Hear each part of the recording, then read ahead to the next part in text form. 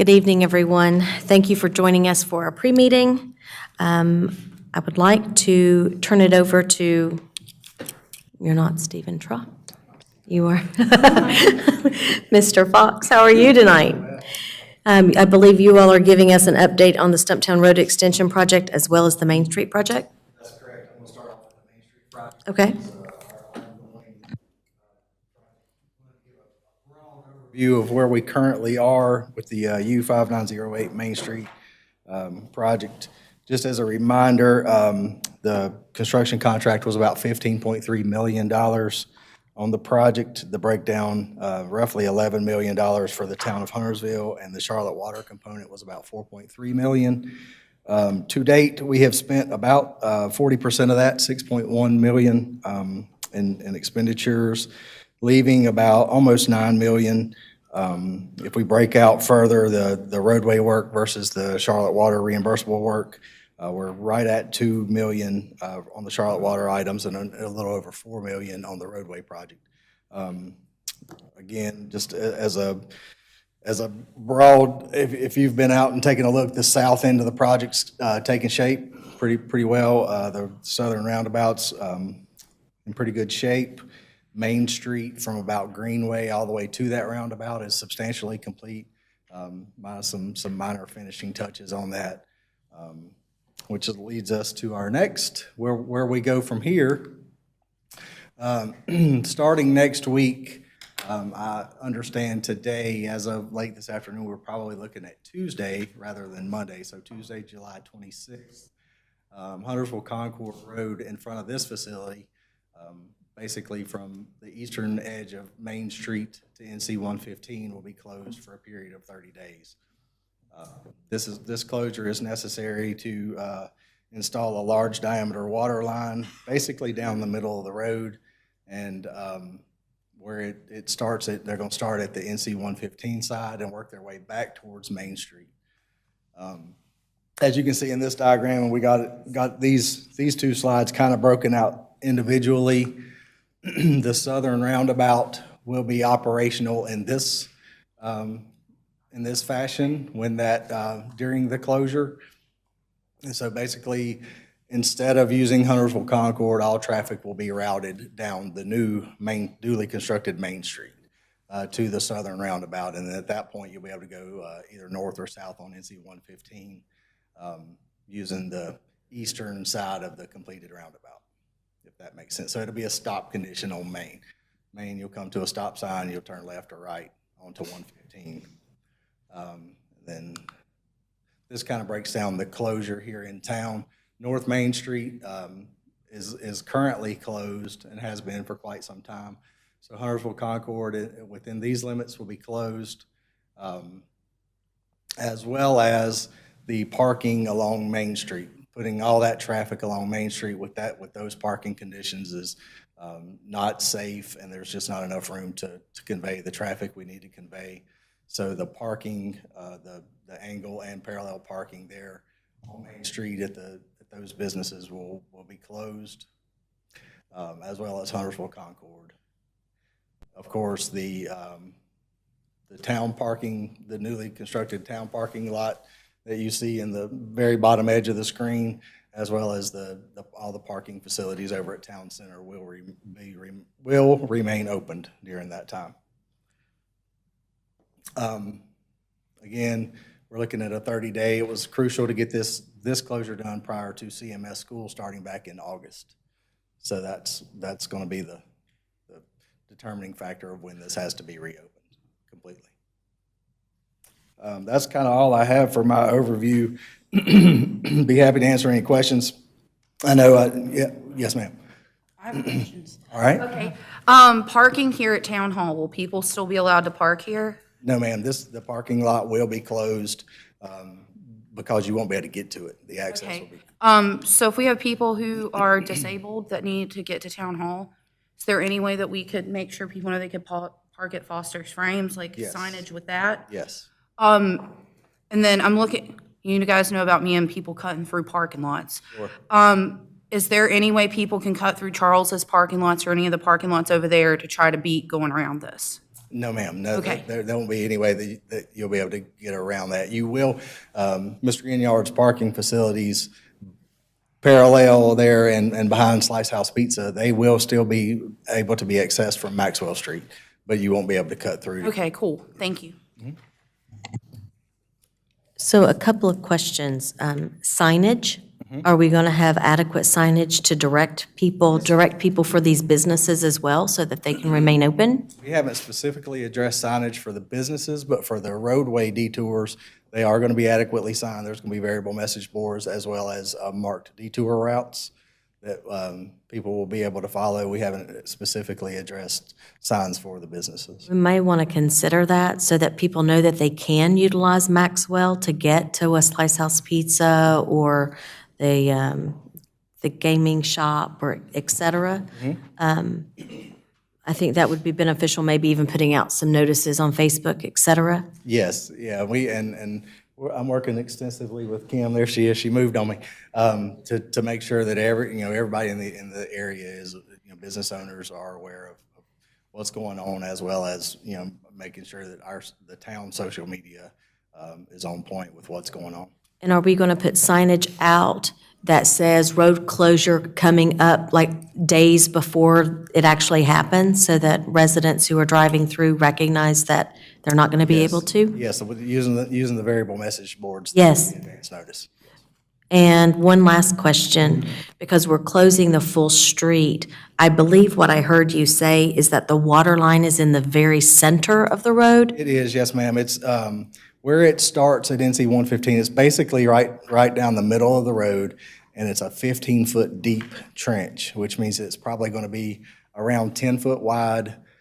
The hole will be the excavation will be about 10 feet wide, and then of course with all the equipment and the loaders bringing the pipe and all that kind of stuff, we really looked hard at, was there a way that we could utilize lane closures or nighttime work and Right. put it back, and there's just no real safe way to do that or efficient way to do that because the excavation is going to be so deep and so time consuming. Can't cover it and then dig it back up the next day. Right. Is there a way potentially to have the end from 115 up past the parking lot potentially done first and then covered so that we can then open that up? Yeah, so that's one thing we are going to explore. Of course, we don't want to get people trapped in Correct. there, but it may be able, once we get past the entrance to Town Hall and the parking lot across the street, we may be able to open it to local traffic only and allow people to access that those parking facilities. But that could be a week or two into the closure, so. Well, a week or two is better than a full month. Sure, yeah, we'll look and we'll make sure there's a safe way to do that and not, like I say, you don't want to get people up in there and then they've got nowhere to go. So. Right. Commissioner Kidwell? Kevin, have we communicated with all the businesses Yes, before tonight about this? yes, we've sent out email blasts. I think Kim probably can speak a little better to it. So we started with, obviously, the board, then we went to the public. It's been on social media. It's been sent to our local media. And we have sent an email to the local businesses, not just here, but down Main Street and 115 down towards the Hunter House and even part of Gilead, to make sure that they're aware. And another staff person and I walked those paths about 2 weeks ago and stopped and spoke with anyone that was there in person, so we could let them know these things were coming. So we've tried to communicate. We have heard back from a few, just with a few questions or just saying, thanks for letting us know. All right, thank you for walking, because I know everybody down through this area does not have email, so appreciate that. Thank you. Any other questions? Commissioner Boone? Kim, I've got a follow-up of Rob's question. There's 2 or 3 new businesses that are opening up. Have you contacted them? We have been in contact with property owners, if there are property owners and therefore renters, so we have had conversations with some property owners with the businesses. We've also tried to let folks know, I know there's been a question about the new restaurant across the street. The answer was very much, you still access that from Maxwell Street, just like, but we, If we have contact information and if we've seen them, like I said, we have walked it, trying to get people that don't respond or may not receive it themselves, so we can try to get them. The thing that we've got to be careful with is, and this will be a good Kevin one, we don't want to promise them that we're going to be opening up a portion of the road and then we get down there and they start digging and we can't. We have also, I spoke with the Veteran Service Officer last week and told her what was happening, and she will be working remotely with her clients next week so that they are aware, because Commissioner Phillips, your point, we'll still be here, but it's going to be very difficult to access Town Hall especially the first week, because everything's going to be out front. And our staff can park across the street so that visitors can still park behind. But she is aware of it, and she actually was going to speak with her supervisors that possibly may do so for an extended period of time, especially with those who have accessibility issues coming into the building, because you would have to park behind and walk around. My second question, Mr. Fox, if you were a 18-wheeler coming off of 77 going to Metrolina to make a delivery, you're not going to know about all this construction. Can you tell me how an 18-wheeler is going to get around this intersection? Off of Gilead going into Metrolina? So the truck route that we have proposed is, we're going to request that they would make a north turn on 115 and go to Highway 73 to get to Metrolina. And we've reached out to Metrolina as well. We've spoken face-to-face with them and plan to do so again this week to make sure that they can get their notifications out to their truck drivers to utilize Highway 73 for access. Thank you. Commissioner Partee? Yes. Ms. Strickland, we have several events coming up at Veterans Park. How are we going to notify the community, or have we notified the community of the events we have? But as far as parking in and around the area, where can the public park to attend our events? We encouraged our Parks and Rec staff to take that into consideration when they were planning. So there are still some events that will occur at Veterans Park. It will be where they'll be able to come in off of Maxwell Street, or some of the other events are more, I know that Lindsay moved an event over to the parking deck, so we're going to try to do that, but there were some that they really wanted to host at that location because of just the ease of use. So we're going to do our best to work around it, and the best part is we can tell folks that, you can always park in that lot on South Main and walk up past those buildings and maybe stop and grab on your way to Veterans Park. But it's going to be a difficult month. That's an understatement. We are aware of that, but it is also something that has to occur, and we've got to do it safely. So the events that have to stay there, stayed there, and others are being moved across to the grass. Commissioner Kovacs?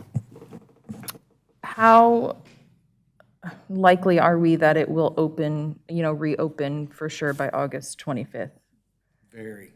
Yes. Yeah, there's pretty substantial liquidated damages tied to the contract, so it's in the contractor's best interest to. Now that they may be working or end up working around the clock or on weekends or whatever they have to do during that closure, but it will be open by.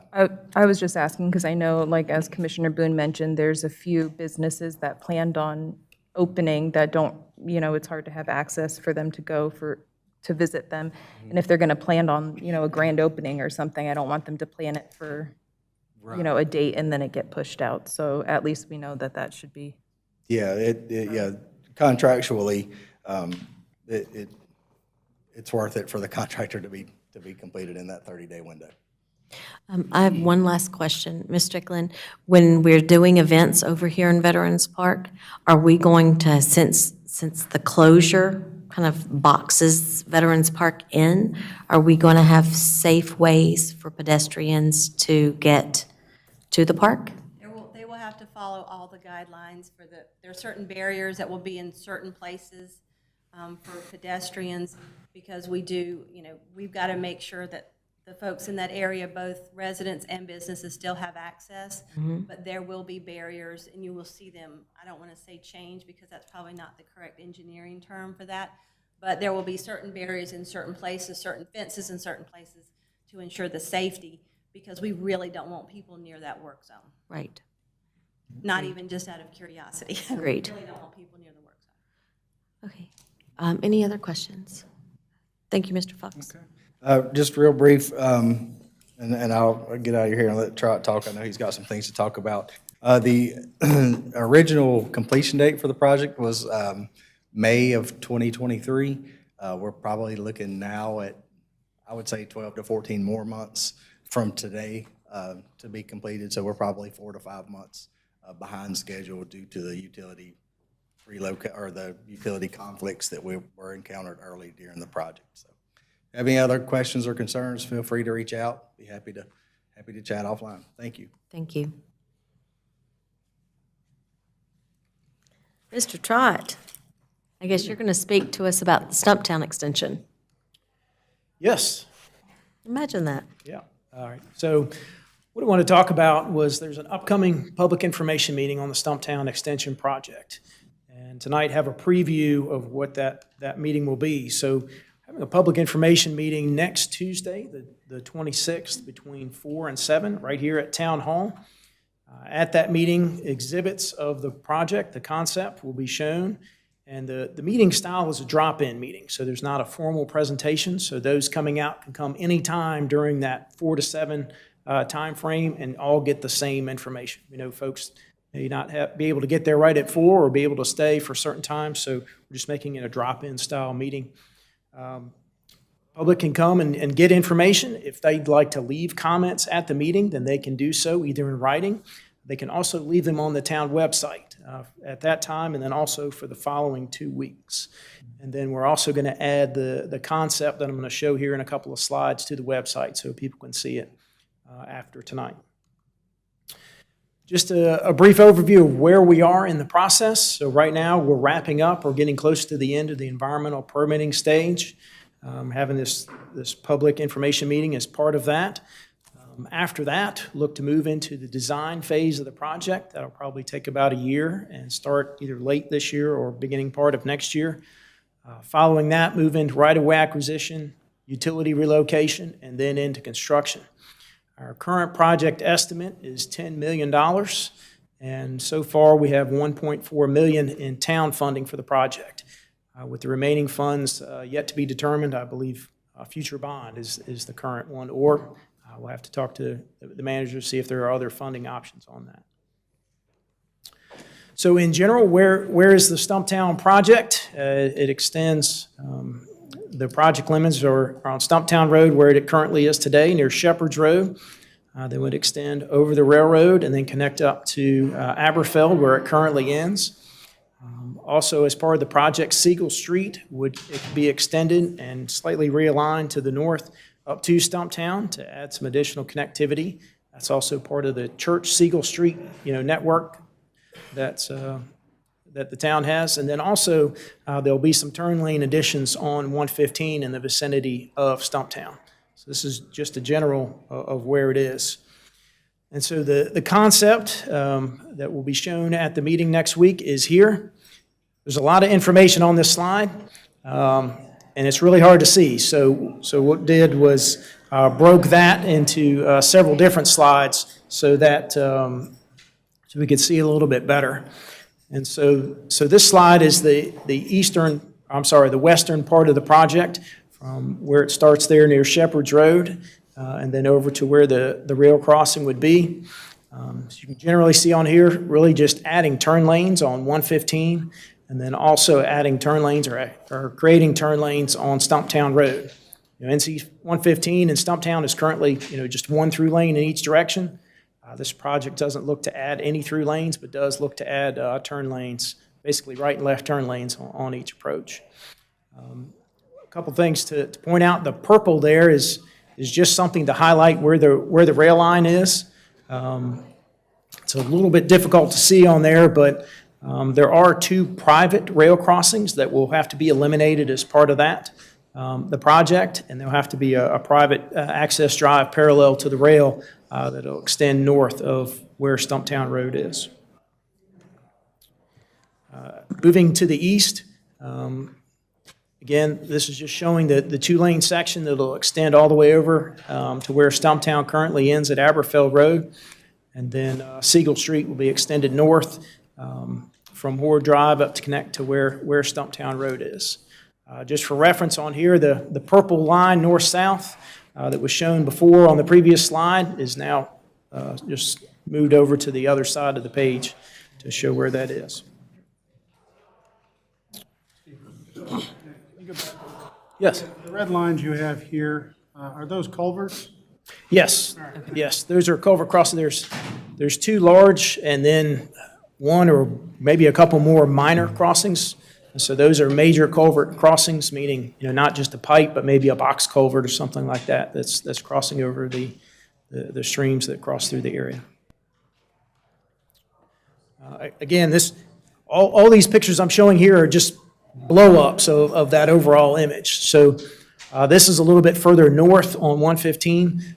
This image shows two additional private crossings that will have to be eliminated to obtain that new Stumptown crossing. And then the end of the widening projected there on 115. So that's a total of 4 private crossings that would have to be removed as part of the project. One of the public crossings that will have to be removed is at Delwood Drive. And so Delwood between Main Street and Church Street would have to get removed as part of the project. No other work down in this area is proposed as part of the project. And then the second public crossing that would have to get closed is at Rama Church. So the existing Rama Church crossing would have to get removed again to get that new crossing there at Stumptown. And then finally have just a typical section for the new section of Stumptown Road. Stumptown will have bike lanes and also sidewalks on both sides for that section between 115 and over back to Aberfeld Road. Be happy to answer any questions we have in the remaining time. I'll open it up. Mr. Roberts?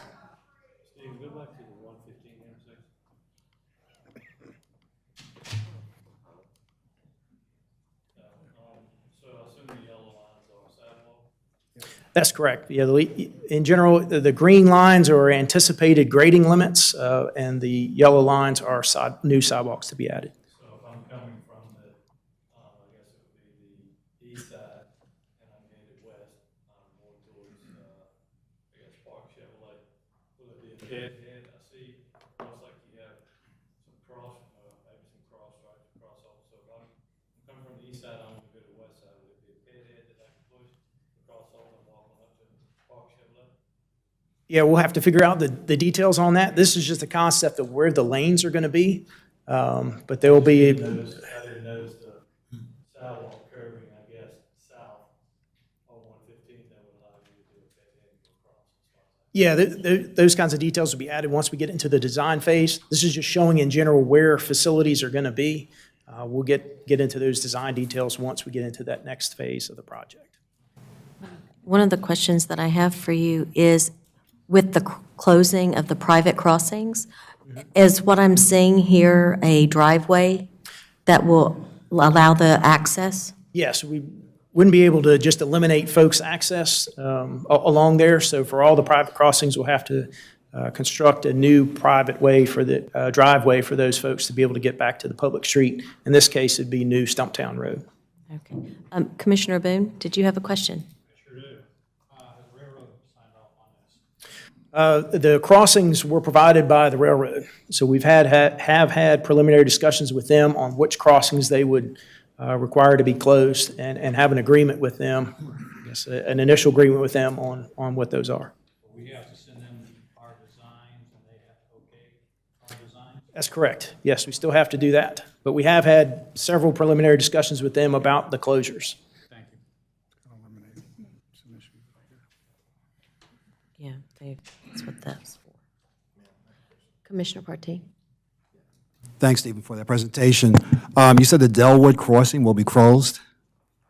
How did they make that determination, which crossings to close? The railroad let us know which crossings had to be closed as part of that. One of the other alternatives was closing NC 73. Okay. We didn't think that'd be a very good idea. Now, the Holbrook, the new Stumptown crossing, will that have lights on the crossing? Will they have lights, railroad lights?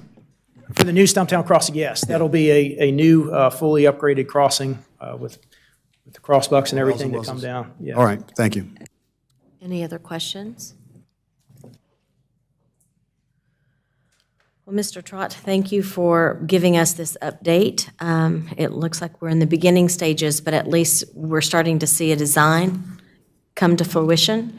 And I know that this is something that past boards have been talking about and staff have been working on for more than a decade now. So hopefully the end is in sight. And I'm also anxious to see the extension of Church Street and Siegel and how this all works together. So thank you very much. You're welcome. With that, we have 5 minutes. We will take a 5-minute break and come back